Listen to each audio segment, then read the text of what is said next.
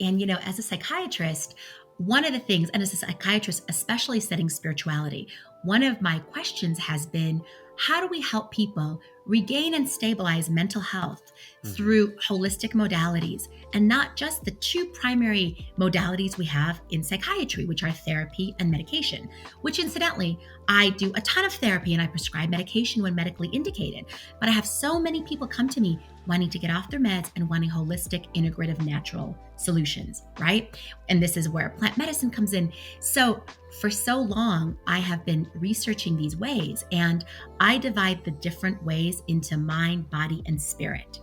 And the body part is really all the ways that we can become more embodied, connect to our bodies in the name of our mental health. This framework is what I'm using ultimately to create a Mind, Body, Spirit Institute, which is going to be expanding our modern conception of what is psychiatry and what is mental health. Welcome back to the Mind Meld, you beautiful beings.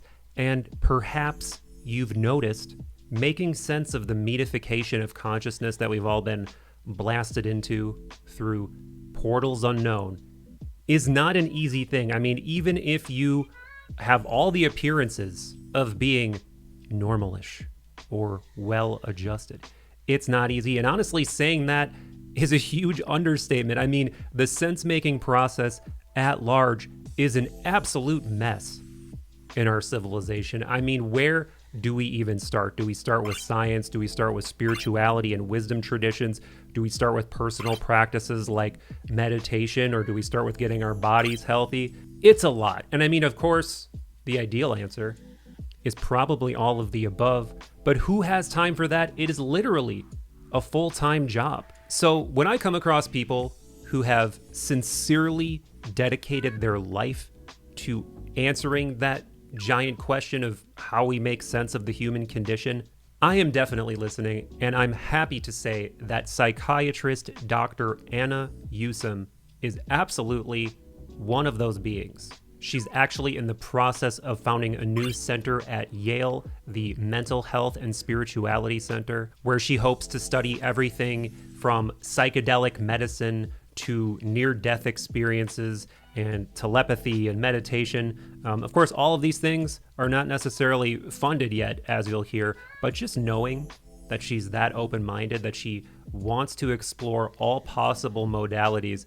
is really amazing, really exciting. Aside from that, she's also the author of the book Fulfilled: How the Science of Spirituality Can Help You Live a Happier, More Meaningful Life. In this one, we get into so much with Dr. Yusim, from her own personal spiritual awakening to her interest in Kabbalah and her thoughts on this meaning crisis, how she thinks meaning making is one of the most powerful, most healing, transformative pursuits we have to make sense of life, to live a more fulfilled life. The portals for all of the above are down in the description. So with that, let's get into it. But first, I must do the obligatory request of asking you to tickle the algorithm to help this channel grow.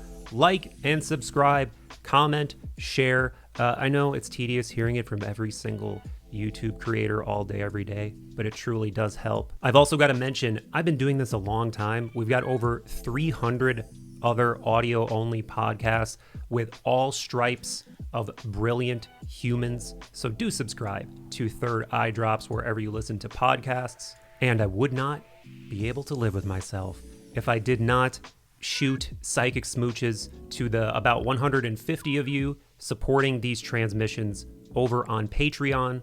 And I do hope you'll consider joining as well, not only to support your pal Michael P, but so that you can get involved. You can join Zoom hangs. We're actually doing a Wonder Gym hang with a guest you may have heard on the show before, psychologist Dr. Ito Cohen, next week. We've also got a patron-only Discord. We've got a book club. We've got patron-only pods. So do join us at patreon.com/Third Eye Drops. And with that, let us commence the mind meld with the wonderful, wise, and whimsical Dr. Anna Yusim. Dr. Anna Yusim. I hope I said your name right. I didn't even confirm that. Rookie mistake. Either way, regardless of pronunciation, I'm excited to be here with you. And like I was just saying before we recorded, You're my favorite kind of person to talk to because you are rigorously trained in your field as a psychiatrist, you're a physician, yet still these big questions are wiggling in your soul, are wiggling in your ear and your mind. And it seems like they have become a huge motivator for you personally. It's something that you're deeply concerned with exploring personally. So I'm excited to explore this weird mysterium tremendum from all of its angles with you. Well, thank you so much, Michael. I feel the exact same way, and I'm excited to talk to you and dive deep into the big questions. Thank you for having me. So when did this? I guess the first question I always have though when I do speak with people like you is when did this start? I would have to imagine like you went basically as far with education as you can go with a psychiatrist, right? With becoming a psychiatrist, and w- was it on that path that you felt like these bigger questions were still gnawing at you, or did it start earlier than that, or what was your personal journey with that in general? Yeah, it was very much on that path. And, I often say if someone had asked me 20 years ago if I would become a spiritual person, I would have laughed. That was not part of my lexicon, my life, my vision for my future in any way. I was very much by the book, super scientific. I come from a lineage of mathematicians.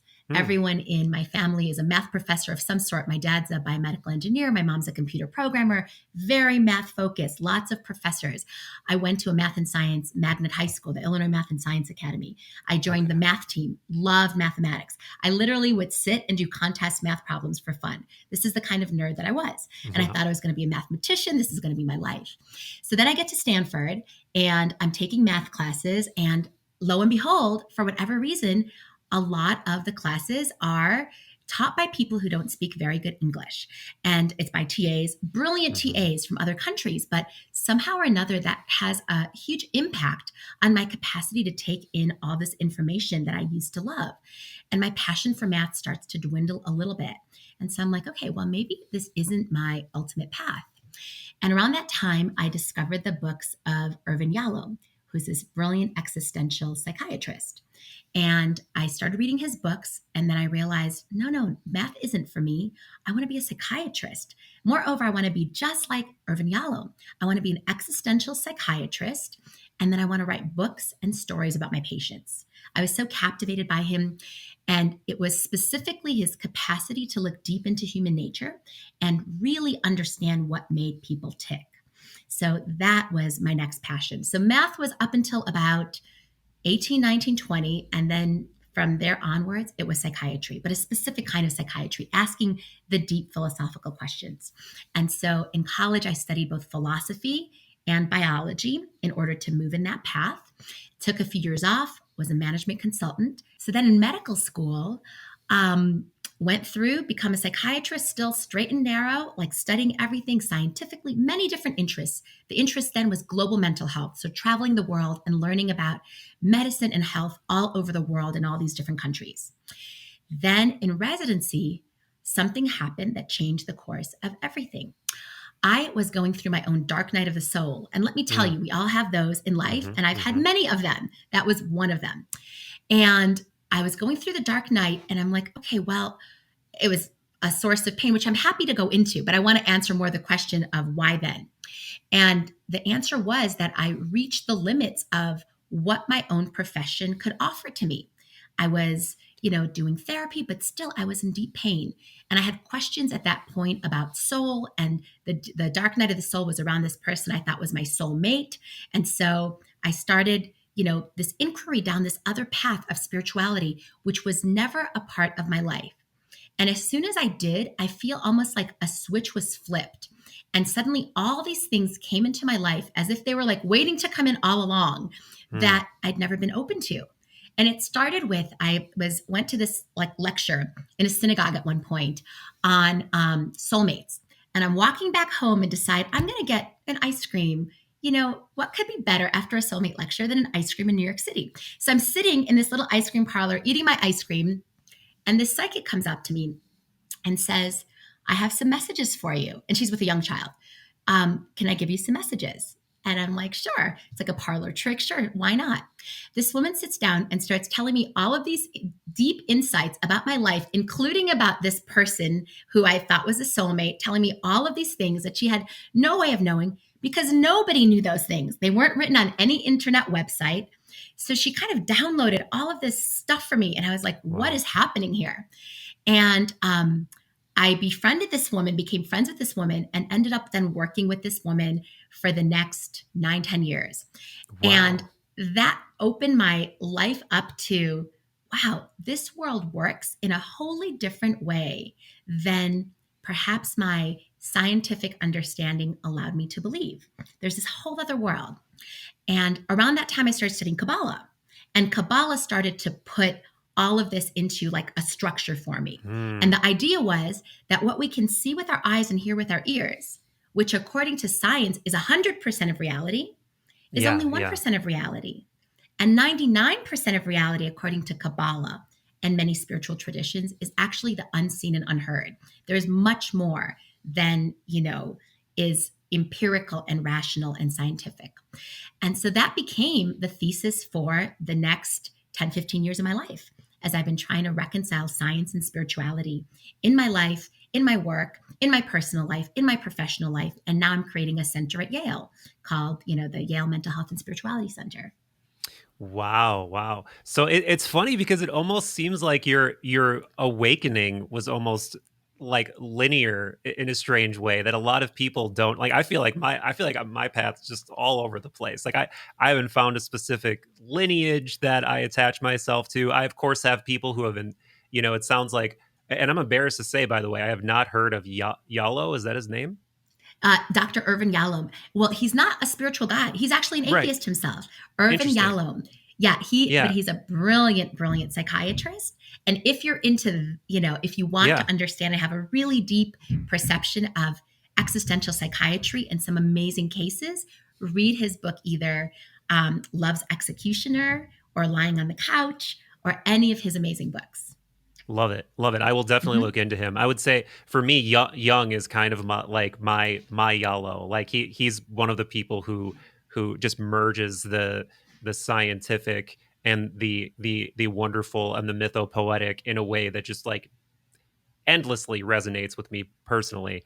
But anyway, the fact that you met this person in such a fortuitous way, like the moment you needed them, like who is this person, like who is this person? I don't know if you like publicly talk about them or not, but I don't you and then publicly you talk about her. She's a okay. healer, a mystic, a psychic, an intuitive, a dear, dear friend, a soul sister. I've been working with her now for like probably close to 15 years. We took a little break for a few years, then we reconnected. And she's just, yeah, this magical person. And I really feel, this is what we talk about in spiritual circles all the time. Hmm. When the student is ready, the teacher will appear. And so it was very perfectly timed that this person appeared in my life because I was technically almost done. It was like my last or second to last year of residency. So I was Hmm. finished with my traditional training. And of course, you're never finished with your training. There's tons always to learn. And I was very deep into psychoanalysis. I had I continued very much along that path and relational psychology and all of that. But Yeah. this was a whole other thing that was open, that was like a paradigm shift. It wasn't just like a commentary on my existing, this was a whole new like strata or framework through which to see life. And it was Yeah. fascinating. Yeah. And it's very different. And there were different competing principles because science, by definition, is repeatable, subject to experimentation. You create your double blind controlled trials to answer important questions. Spirituality is transcendent, highly subjective, deeply personal. It's very hard to create scientific experiments to verify the nature of some mystical experiences. So, reconciling those two has been a deep interest of mine. Yeah, yeah. So I had a bit of a stint down the Kabbalah rabbit hole myself, and this is quite a while ago, quite a while ago. But I found the philosophy to be like very compelling, very interesting. And I'm not, I guess the particular way that I was learning it was very oriented underneath like a certain organization, and it started to feel kind of like hierarchical and whatever. So I didn't continue down that path, but all of the core teachings were very, very interesting. And I'm curious, well, since you're someone who has seemingly studied this considerably more than I have. And this actually is a topic I've long wanted to discuss, at least glancingly on the show, but I don't think I have. Could you just sort of summarize some of the key ideas that underpin Kabbalah and like what made you find it really compelling? Yeah, sure. I'll tell you some of my favorite Kabbalah tidbits. I love that you just asked that question. So I also studied it through the Kabbalah Center, first in Manhattan and then Uh-huh. nationally. And then I read some other books on Kabbalah as well. And what I really loved about the Kabbalah Center is how they took the principles of Kabbalah. And essentially what Kabbalah is, it's the mystical commentary on the Bible or the Torah, right? So the Torah, the Bible, it's the law.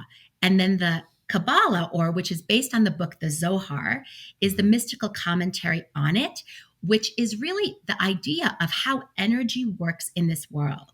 It's not just the laws of how we should live our life, but it's actually the deeper principles of what are the energetic exchanges between human beings, between life and the world.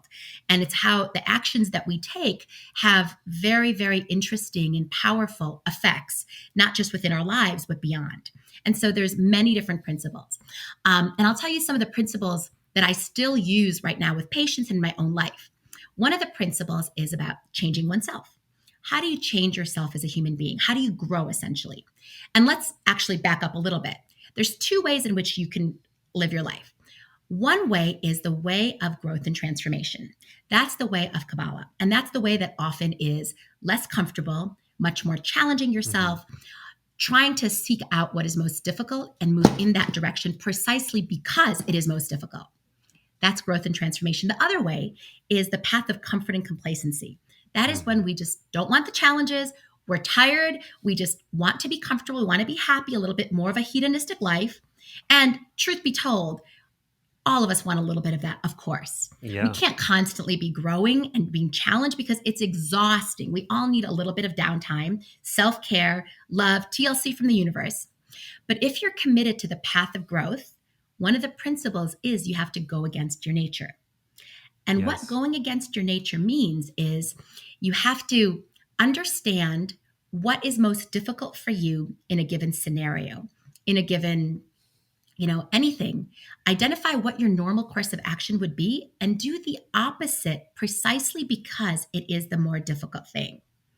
And Hmm. that's a very specific thing because for everybody, going against your nature means something completely different, right? Yes.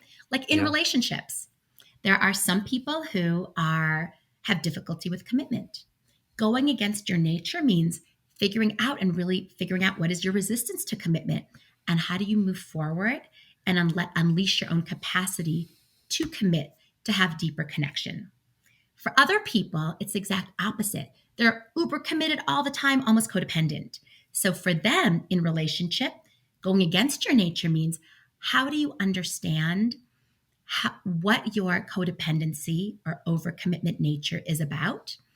And how do you learn how to be more independent and speak your own truth and not people please so much and be able to stand your course and live with authenticity in relationship with another person, Yeah. right? Yeah. Two very different paths. Mhm. And that brings us to another principle of Kabbalah, which is this idea of soul correction or tikkun. Yeah. Yeah. Yeah. Yeah. Yeah. And it's this idea that all of us have certain corrections that our souls have come into this world to make. And you could know your soul correction by asking the question, what are the most difficult struggles I have in my life, Mm. much to my chagrin and despair, and despite my best efforts to change them? This is something that Freud would call a repetition compulsion. The things that come up again and again and again. It's almost like you're fighting against them, you're moving it, but that's your stuff. That is your work in this world, right? And just like with going against your nature, everybody has a different soul correction. And a soul correction could be overcoming addictions, a number of different things with relationships, harnessing your personal power, transforming fear. All of those are just a few examples. So, those are two Yeah. principles. Mhm. One is to go against your nature, and the second is to identify your soul correction and live accordingly. But I can tell you many more. I just want to, Yeah.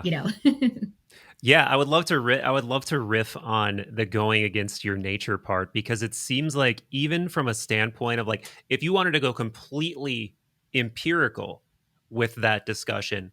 Clearly, there's incalculable, like, there's endless amounts of examples of how this works practically. Like, like challenging your nervous system through cold exposure or heat exposure, all of these healthful benefits. Exercising, obviously, that's like another hormetic stressor that has all of these benefits for your mind and your body and your just your general outlook on life.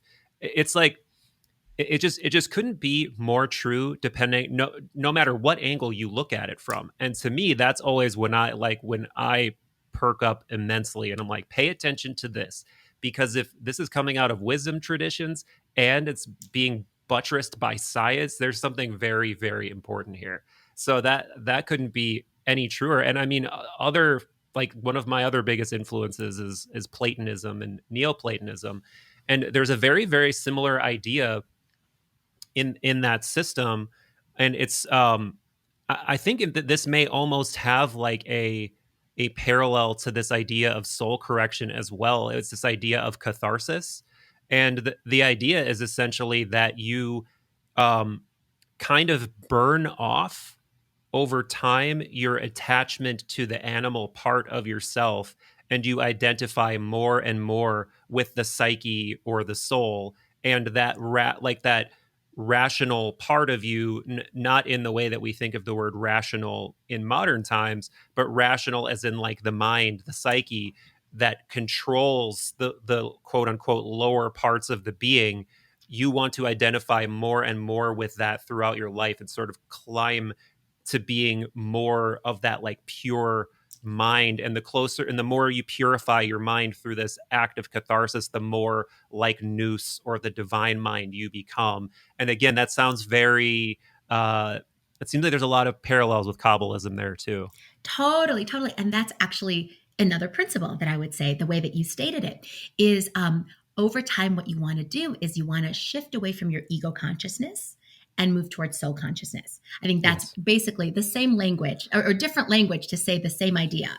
And ego consciousness is all the manifestations of ego, which include hatred, anger, jealousy, pride, the need for control, and moving towards soul consciousness, which are the qualities of perseverance and trust and faith and forgiveness and being able to see the good, like optimism, like being able to shift from one to the other. And just like you said, you can also say lower self and higher self, Yeah. right? They're all a little bit different. It's all, but it's the same idea that there's certain qualities that if you're aligned with them, you're going to have often a more fulfilling life.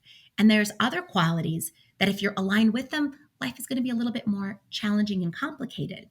But I also want to say the caveat, there are some people who are so aligned with this part that they're disconnected from perhaps their bodies or their Mm-hmm. instincts. And I, as a psychiatrist, have patients coming to me with that as well. How do I connect more to my instinct, to my sexual drive? I feel like I'm living here and doing da da da da da da, and I can't really, feel certain parts of life. I'm disconnected from parts of myself. Often these are people disconnected from their bodies.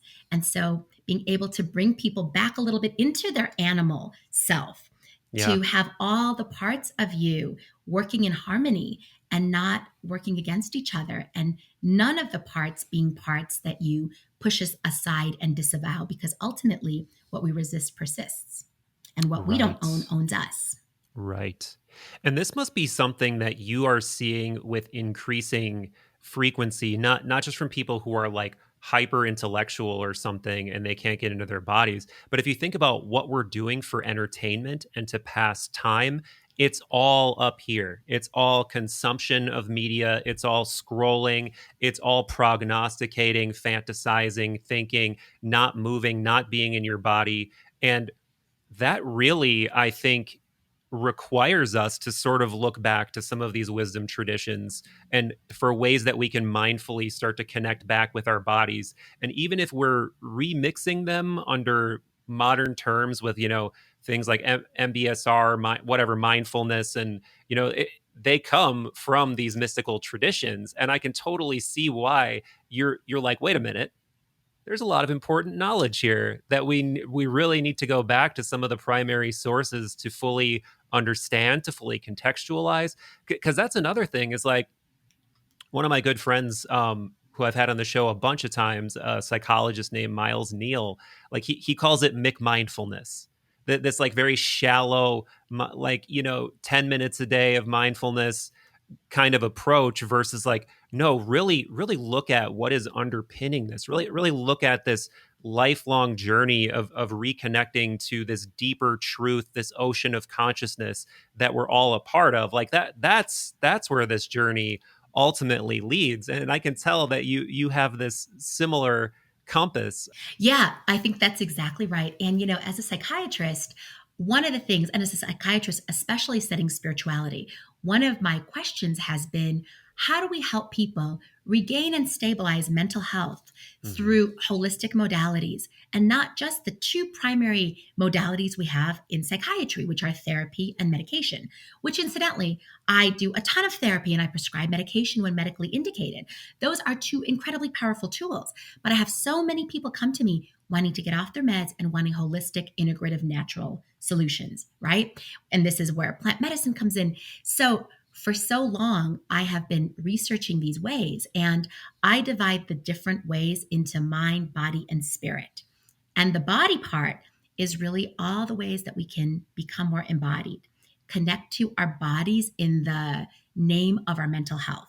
And I think that those are four things.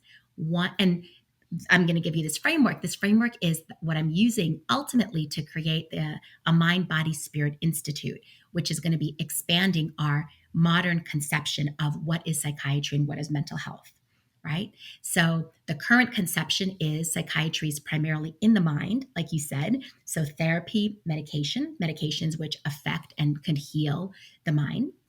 And then there's two other things, the spirit, and we'll talk a lot about the spirit. We started talking about Kabbalah, and then the body. And in the body, I think there's four primary things there. The Mm. first is the food is medicine movement. The food we eat has a huge impact on our mental health.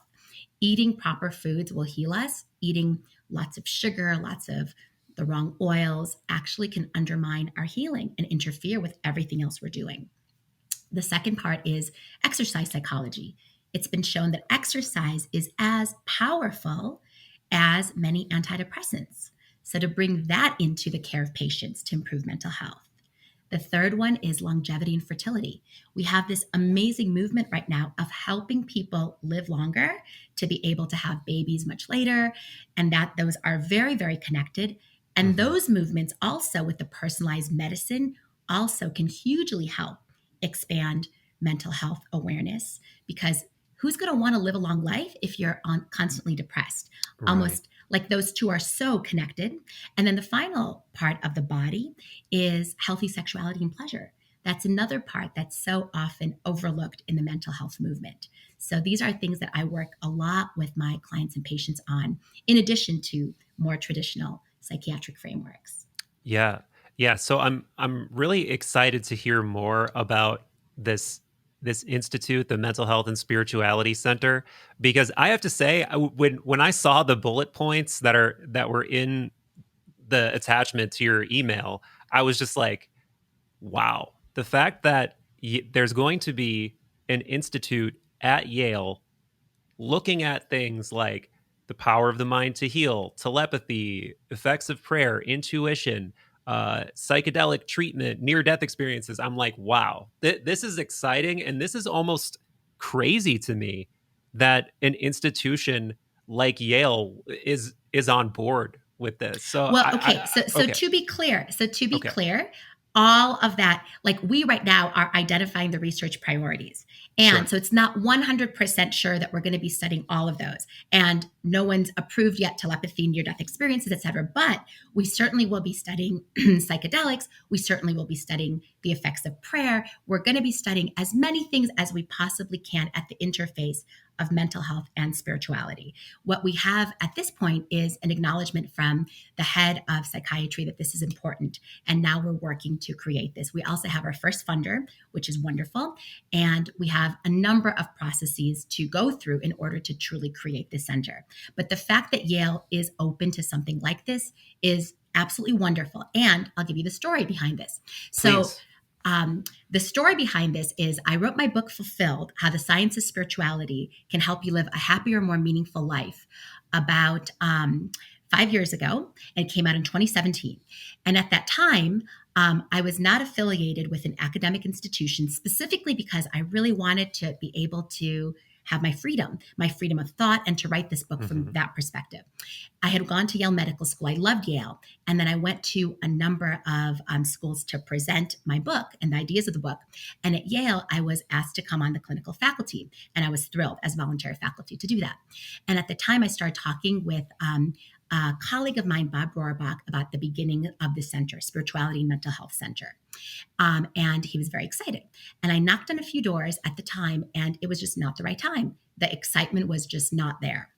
So then 5 years later, fast forward to about 6 months ago, I'm sitting in a retreat, a meditation retreat with a meditation expert, Joe Dispenza. And as in my meditation, I hear this little voice: the time for your Yale Center is now, and perhaps Joe could be one of your partners. So I'm like, okay, this is interesting. So I get this little intuition. And then I go back and I knock on all the same doors as I had knocked on before 5 years prior. And this time the doors swing wide open and everyone is super excited. And the chair of psychiatry acknowledges this is an important project and is on board for the creation of this.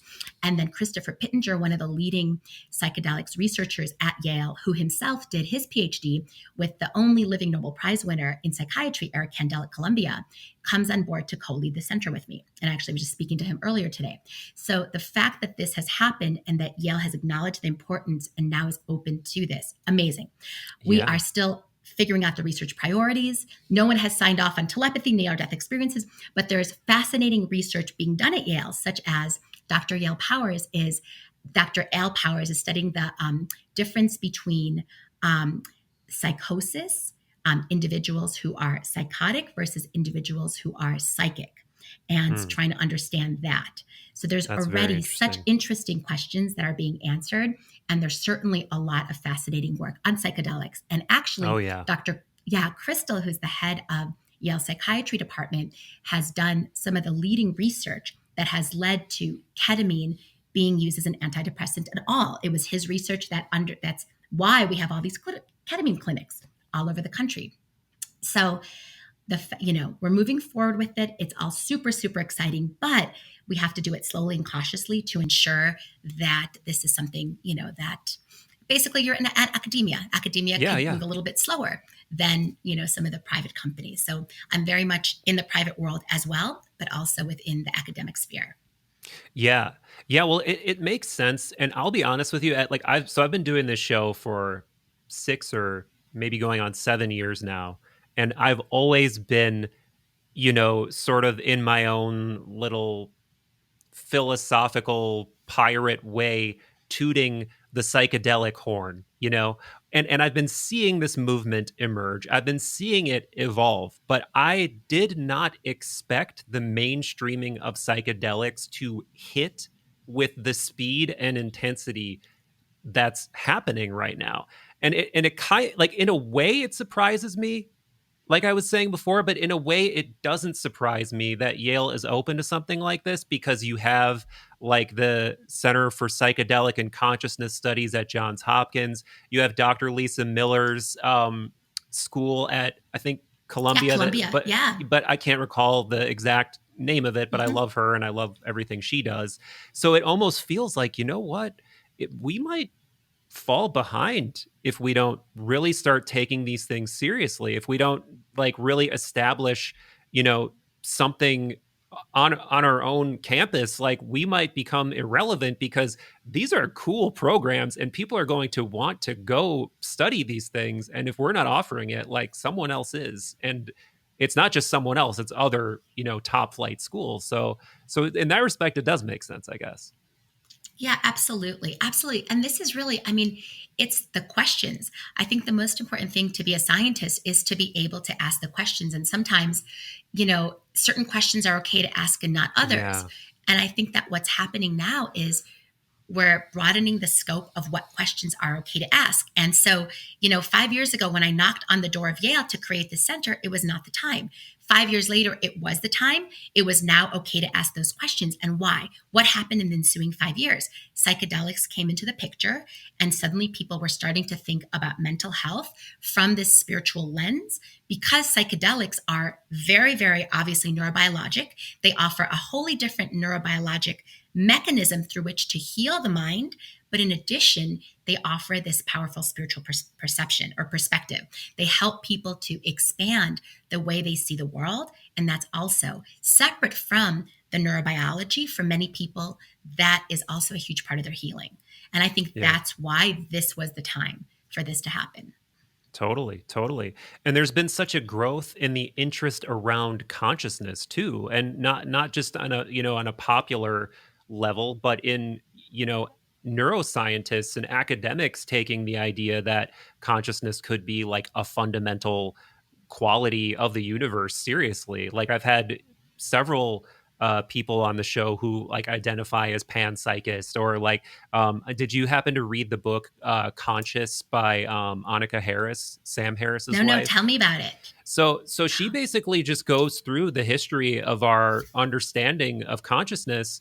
And Sam is a well-known associated with this like new atheism movement, but he as a neuroscientist stops short of saying consciousness is just reducible to neurotransmitters and brain activity. Like he understands that there's an explanatory gap there and there could be some kind of fundamental quality of consciousness. So she goes down that rabbit hole and talks about the hard problem of consciousness and David Chalmers' ideas about that explanatory gap between just the brain and neuroscience and the qualia that we experience, these rich sensory experiences that we feel with our whole being. Like what in that molecule makes vanilla give you this amazing experience of tasting vanilla, and uh, infinite other examples like that.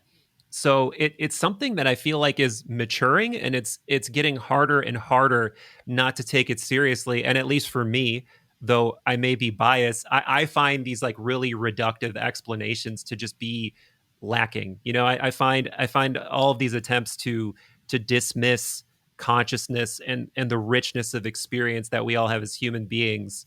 I just find it to be lacking and not sufficient. I think most people who aren't the academic elite and don't have the ability to intellectually bypass all of those questions probably feel the same way. Yeah, yeah, absolutely. I think that very much so. And this is one of the questions, right? This is one of the hard problem of consciousness and the problem of other minds, a philosophical Yeah. problem, I think is at the root of so much of this.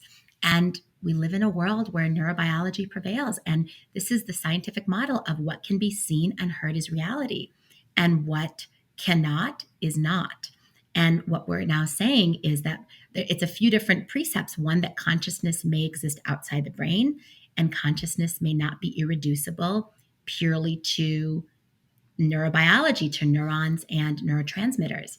Those are big, big precepts in a world where the primary foundation and currency of exchange is science, the seen and the measured. So the other thing, that they say is perhaps everything can be measured and we just don't have the tools yet. So there's a lot of people now studying the nature of subtle energy, the nature of vibration. There's this Yeah. metaphor, vibrational frequency, that we use when we speak about human beings and about their level of consciousness. That there's different vibrational frequencies, that you can go up in your vibrational frequency. And the higher it is, the more you draw in other experiences, people, destinies of higher frequency, better destinies with more love, with more joy, with less, of all of the darkness that we, and as part of life, experience. But is it a metaphor, or is there really some quantum research behind it? I feel like in Hmm. this quantum physics realm, this is where many of the questions are going to be answered. But these are new questions. They're still being actively studied. And science is such that we exist as an iteration of theorems. There was a theorem that the world was flat at one point, and that was the truth.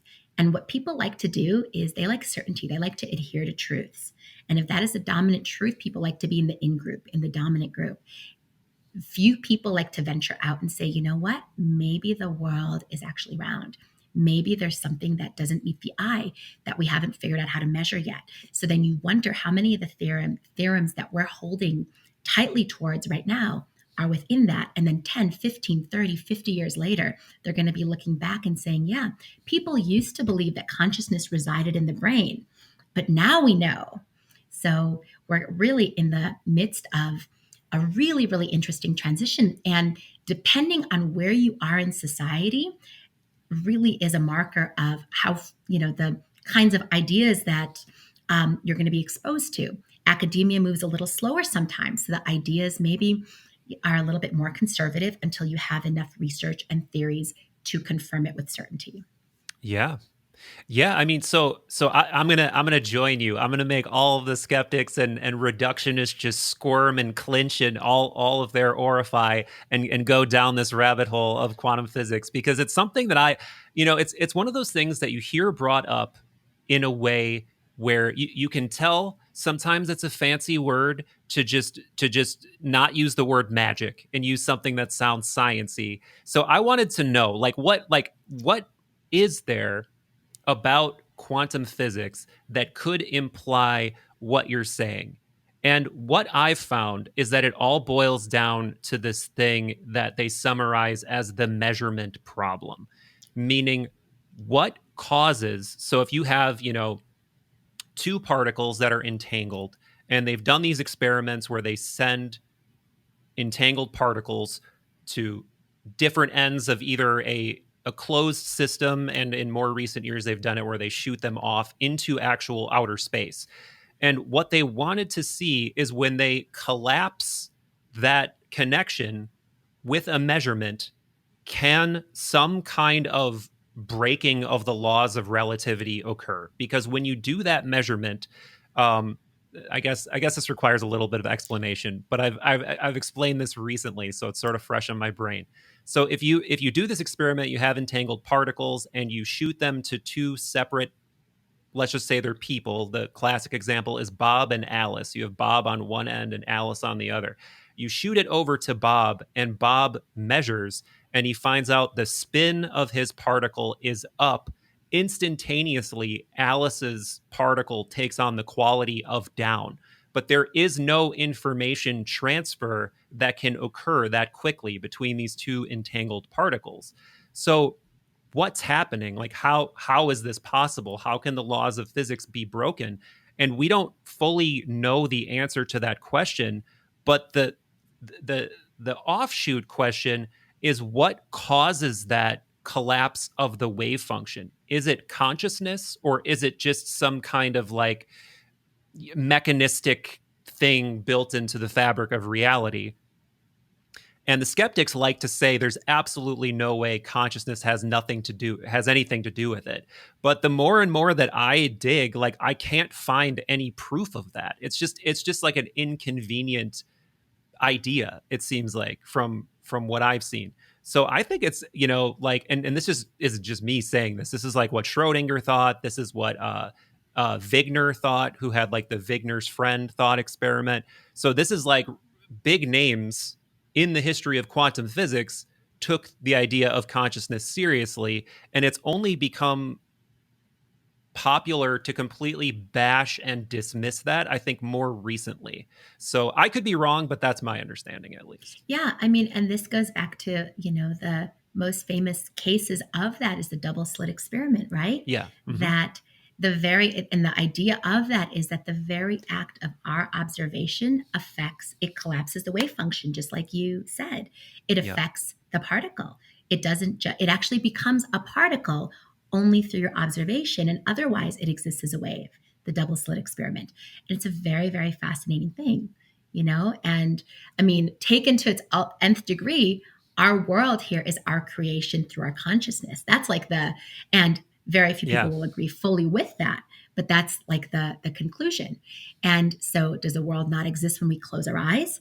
It's very, very interesting philosophical questions that derive from some of these ideas. And you're exactly right. This is quantum physics. This has not been fully validated. This is not yet part of our collective idea of truth.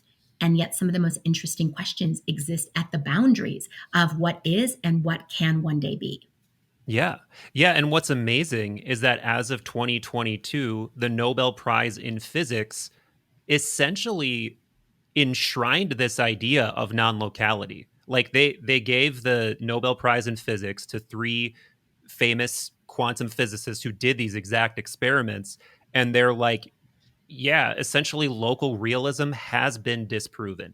The idea that things across the universe can't instantaneously affect one another because it violates the laws of physics, like we were talking about, it's been disproven over and over and over again that these interactions, at least on the quantum level, are happening and they are breaking the speed of light. They're breaking relativity. So it's as crazy and magical as it sounds, it's real, seemingly. I mean, unless we make another breakthrough where we nullify this, which I can't even imagine at this point.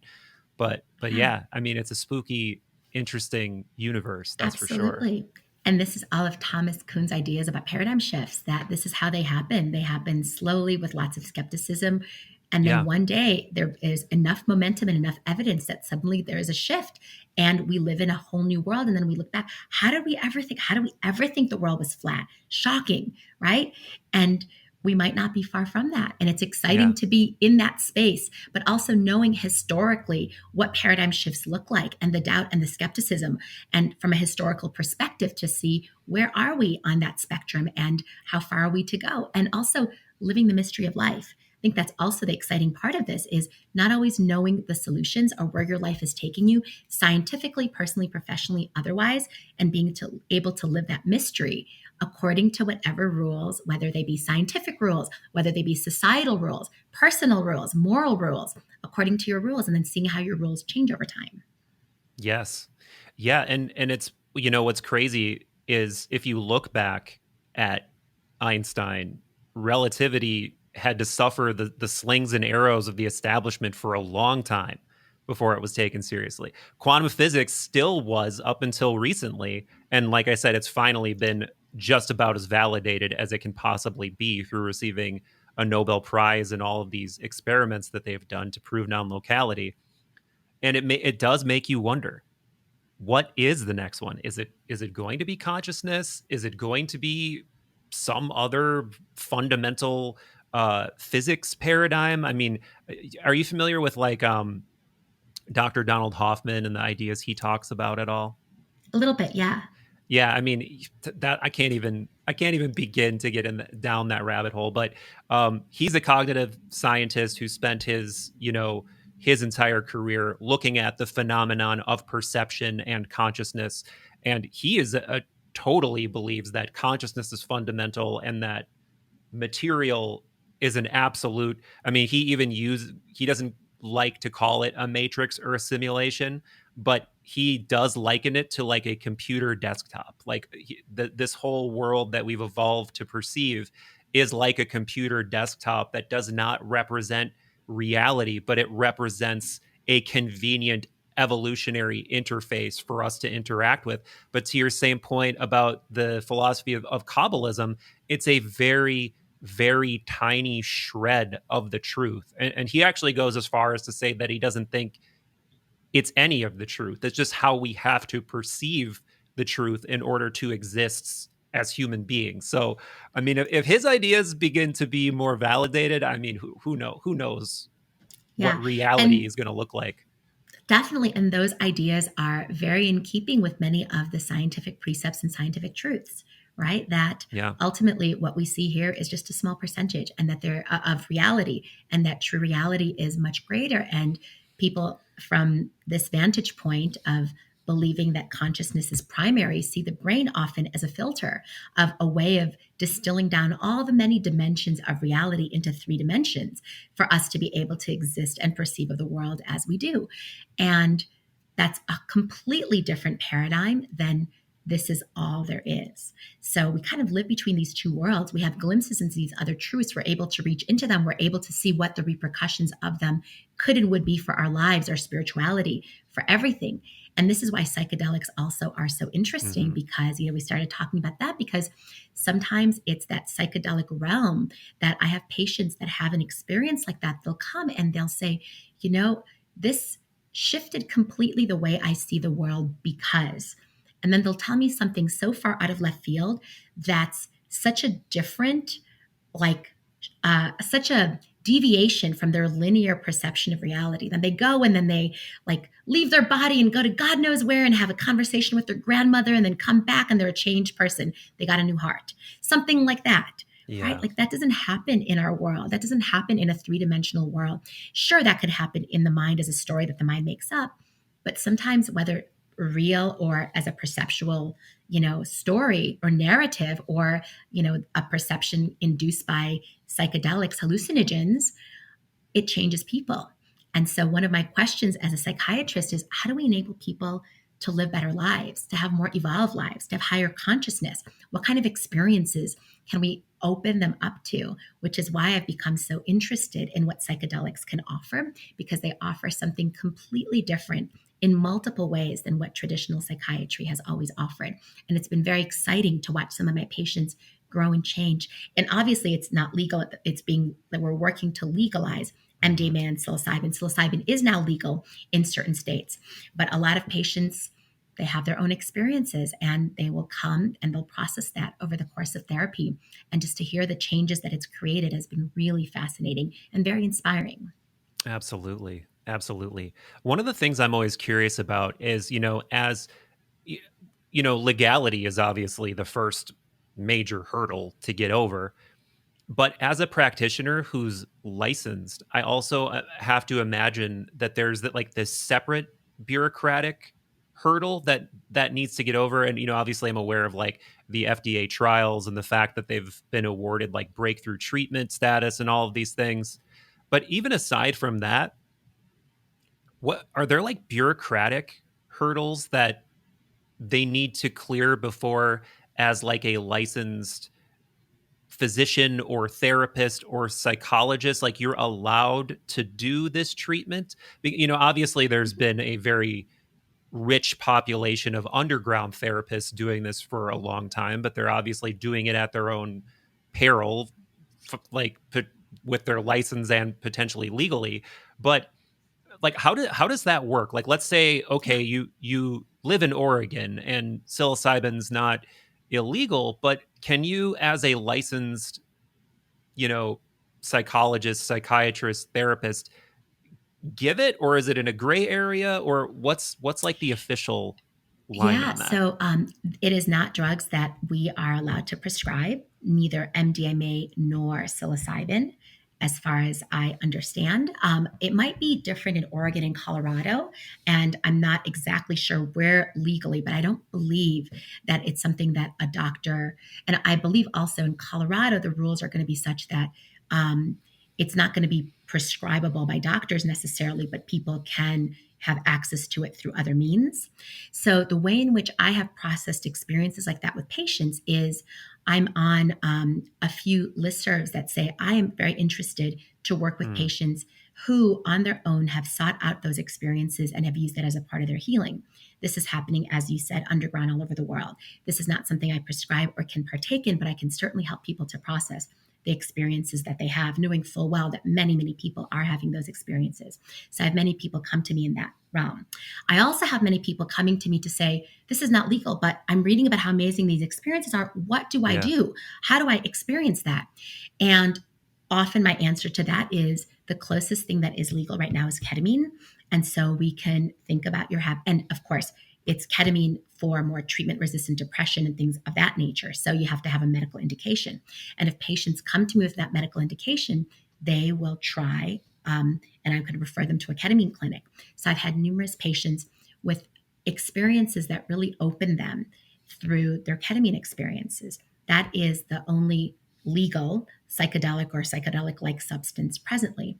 Um, I've been listening to Rick Doblin, and I believe MDMA, not this year, but next year, should also be legal. And the data on that is amazing. Yeah. Through 3 sessions of MDMA, people are able to clear trauma that they have not been able to clear in many, many, many years. And there's people living in this world with significant trauma, especially veterans and people who have given their life for our country. So to think that something like this exists, the way that ketamine is going to be administered when it is legal is under the supervision of a physician. This is not something at present that people are going to be able to take home, take at home, or anything of that nature. And so it's going to be very, very regulated. That will be the way in which right now Rick Doblin through MAPS is seeking to get that approved. But I think what it offers is amazing. Yeah. I also want to say when patients come to me, there are also a number of things published about best practices. So there's best practices around microdosing. I have people often ask me about that. I can't tell people where to get these substances, but I certainly Right. can tell them what the science says about best practices for microdosing. And some of those best practices include if you're going to be microdosing, you take, this amount of the psilocybin together with some it's the stamets stack or the fatamin stack, right? Yeah. There's Yeah. two Yeah. Yeah. different protocols. Mm-hmm. Yeah, so you can take it together with lion's mane and a little bit of niacin, Mm-hmm. and those three things together, actually the efficacy of the effect for depression, for anxiety, and for improvement of your cognition is over 10 times better with that stack than with a little bit of psilocybin alone. So these are the kind of things that I provide the people that come to me is the data, the science. This is what I can do. Prescribing this is not something that is legal. So it's something I unfortunately can't do. So that's where the line gets Yeah. drawn. Yeah, and that's what's so exciting. It's like there are all of these like paralleling phenomena that are so interesting and exciting when you put psychedelics into the mix. It's like we can't divorce any of what we're talking about from the personal experience, like the mystical experiences people are going to have, and how that just reframes their entire reference point for what they are and what life is and what's important. So you're going to have people by the hundreds of thousands and eventually the millions having these transformative sort of initiatory experiences that yeah, they're dealing with their depression, but they're also like being born into a spiritual life potentially. And like to your point, like doing things like the stamets stack, they're like probably growing new brain cells. I believe they've already proven that there's like an increase in BDNF and like cortical thickening and dendritic growth that it's associated with doing like the Stamets stack. And yeah, it's just Yeah, there's so yeah, many things. Yeah. absolutely. And that's for psilocybin, that's for LSD, that's for DMT. And DMT is a molecule that's now even being studied in use for right after a stroke to be Oh, able, because of really? the BDNF for the neural regeneration. And there's a company, Algernon, that is repurposing DMT for that, and some other companies as well that are using it in that regard. And it's very powerful because ultimately depression, anxiety, cognitive deficits, all of that can heal if you have new neuronal growth. There used to be Yeah. a belief way back, we're talking about paradigm shifts, that there are no new neurons that can grow in the brain. And it's actually during our lifetime that that was changed, and there was amazing research to show that's actually not the case. You thought that you were born with all the brain cells that you would ever have, but now you see that there's so many ways in which there's synapses, synaptogenesis, and neurogenesis, all the ways in which nerves and synapses actually can grow and reproduce over time and can be used in the service of healing through these Yeah. powerful medications. It's amazing. It's amazing. So in a perfect world, what would you like to look at with psychedelics? Like there's been a lot of interesting studies coming out of like Johns Hopkins with psilocybin in particular. I've talked to um, Matthew Johnson several times about his studies, with things like smoking cessation and looking at how spiritual practitioners, the experiences that they've had, how that's shifted their outlook. What would you want to look at if you, in like a perfect world, anything's on the table? What would you want to do? Yeah, I'd want to understand more about the role of the way in which psychedelics, the different psychedelics, induce mystical experiences and result in people shifting their stories. because ultimately we as human beings are meaning making machines. And so Yeah. ultimately, the very first thing you said to me when I told you my story, oh, it's such a linear story that you have. And of course, you can tell your story very, very linearly. I can also tell the same story and be completely wandering and tell you, because the truth of our life is that everything is like this, right? Yeah. And Yeah. we Yeah. make it linear in our mind because we're ultimately narratologists. We create new narratives. That's one of the most powerful ways through which psychedelics work. And so I would like to learn more about the neurobiology of that and how especially they induce mystical experiences and how those spiritual and mystical experiences, whether those be hallucinations, perceptual experiences, dissociative experiences, lead ultimately to our reconceptualization of our identity and our capacity for growth as human beings. Those are my most interesting questions. Yeah, definitely. Definitely. And how do you think you could study something, because so that's one of the things that always think is very would be difficult to do under like the scientific container, like what would how could you potentially structure a study where you're looking at something like a mystical experience? Yeah, and numerous people have done that. David Yaden at Johns Hopkins, Ronald Griffith at Yeah. yeah. So these individuals have studied that, and the questions that they asked were, for instance, if you had a dissociative experience, did that increase the likelihood of you having positive antidepressant response to your psilocybin or your psychedelic? If you had a mystical experience during your journey, did that increase the likelihood of you faring better in terms of depression? So there are a lot of scales already created that look at dissociation, mysticism, spiritual experiences, transcendent experiences, verified scales that can be utilized. And so you ask the question, what is it that you're trying to measure and what's your outcome?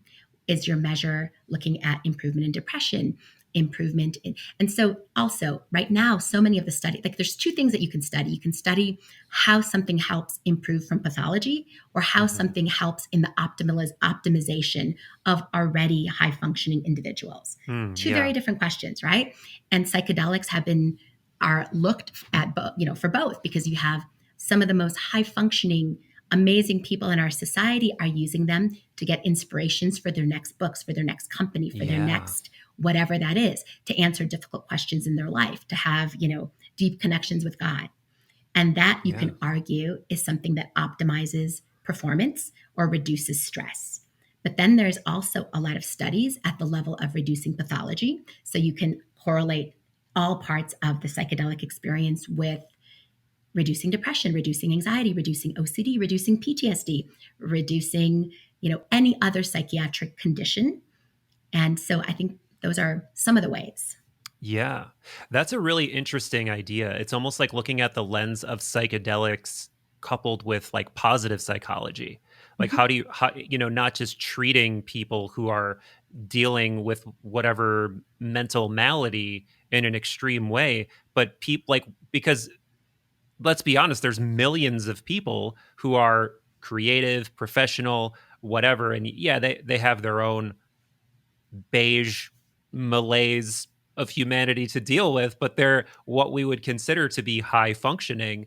And they, at least, anecdotally, and I can say from personal experience, get huge benefit out of these substances. And they do get boosts in creativity anecdotally, and they do get boosts in mood anecdotally. And maybe we do need to cross the bridge of establishing efficacy with these deeper kinds of trauma first to sort of open the door to that kind of exploration. But I feel like the door is open now. Yeah, exactly. And just like you're saying, the door has been open for a very long time. It just hasn't been studied in that way. Hmm. Like these people are doing this. They're using that as very powerful tools for their growth, transformation, expansion, connection to God, mystical experiences, spiritual experiences, enhancing their love in relationships, enhancing their love in for themselves, their self-confidence. That is being done. That's being, but it's being done underground and it's relatively private. And it also is limited to, in a way, the upper echelons of society who can afford it, because That's usually true. oftentimes, especially if you want a guided journey by someone who does underground journeys, it's quite expensive. Yeah. And then on the other hand, this is now something that's going to be more publicly available. And I think whenever anything is legalized, it's first legalized for the most vulnerable populations, those who need it most, which are going to be people like for ketamine. The indication for it for a long time has been only for pain. And then it got the FDA indication. Now, not the FDA, it's not FDA approved, but it's used off label to treat treatment resistant depression. So Mm-hmm. that was the primary thing that people started treating with ketamine. And then they saw, well, perhaps it also could help with PTSD, with anxiety, with some other conditions as well, with reducing alcoholism. And people started to use it for that. And now more and more research is being done asking the questions, what other indications might ketamine have and for whom? Yeah. Yeah. So, one more piece of exploration I really am curious to hear your thoughts on is if we, imagine all of this momentum we have going with everything we've talked about today.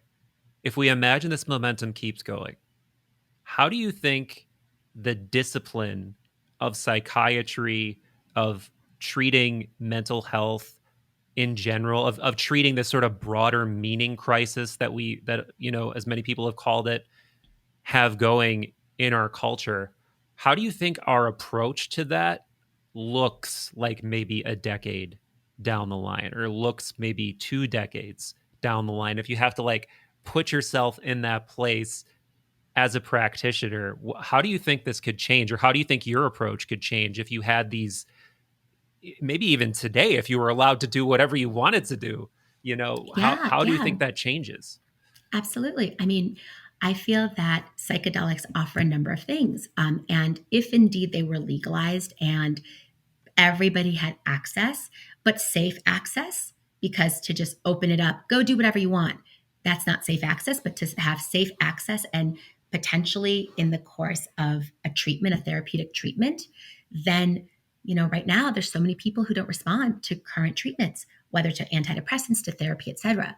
Psychedelics offer a whole new mechanism that has not been seen for many, many decades until, since when they were studied way back in the days of Timothy Leary, right? Hmm. So this is a Hmm. whole new mechanism. So there's going to be a lot of people responding to this than other people. So you have a lot of people with treatment resistant conditions that hopefully will be able to be cured. That's number one. And number two, psychedelics also offer this meaning making function, like you said. And Yeah. people are always going to have questions about the nature of existence and the purpose of life and meaning making and existential angst. And whether that will go away with the advent of psychedelics, certainly people will have new tools to address it.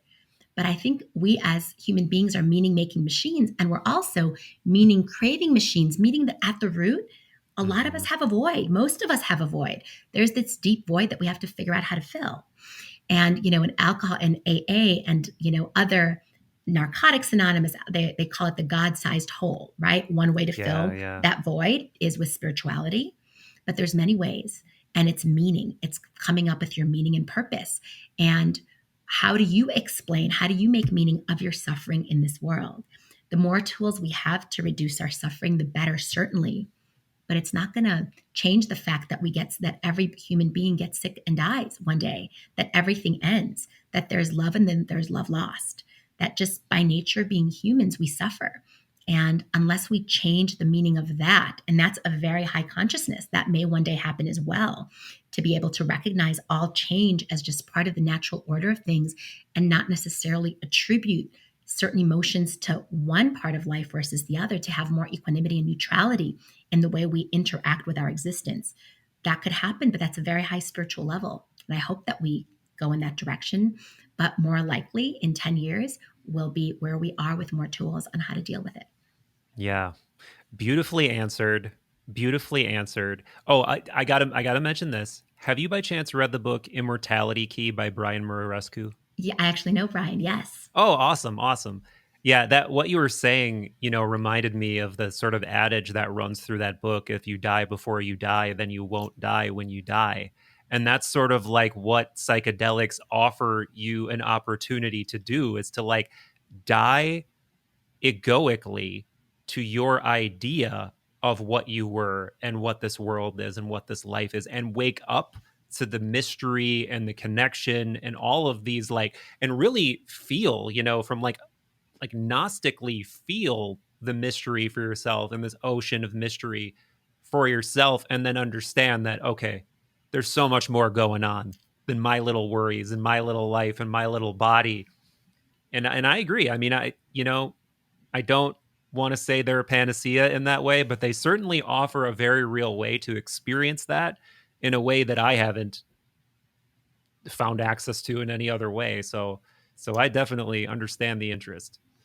Yeah, absolutely. Absolutely. And I think Brian is such a fascinating person because he's never done psychedelics. And he's I written this book know. purely as an intellectual inquiry, which was such a deep, deep inquiry that certainly changes our perception of some fundamental religious questions that we've had from the past. And he's just such a brilliant, sublime human being. Like his perspective is very, very valuable and powerful.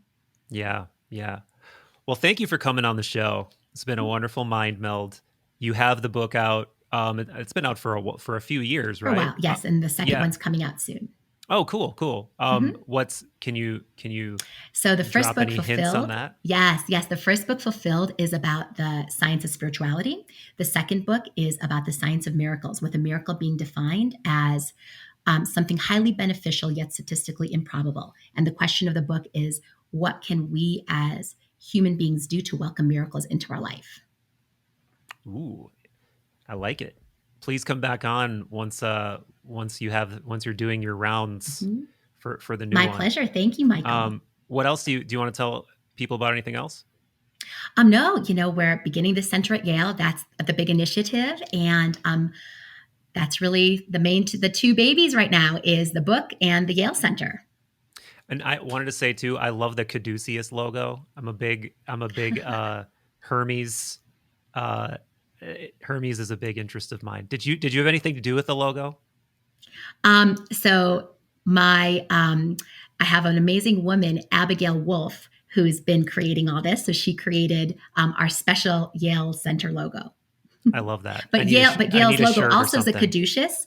Yale's logo is also Oh, I that, didn't even but know we that. added a little bit to it. Yes. Ah, cool, Hmm. cool. I need a shirt. I need a shirt. Done. Send you a shirt. All right. Thanks for doing this. You're awesome. Thank you.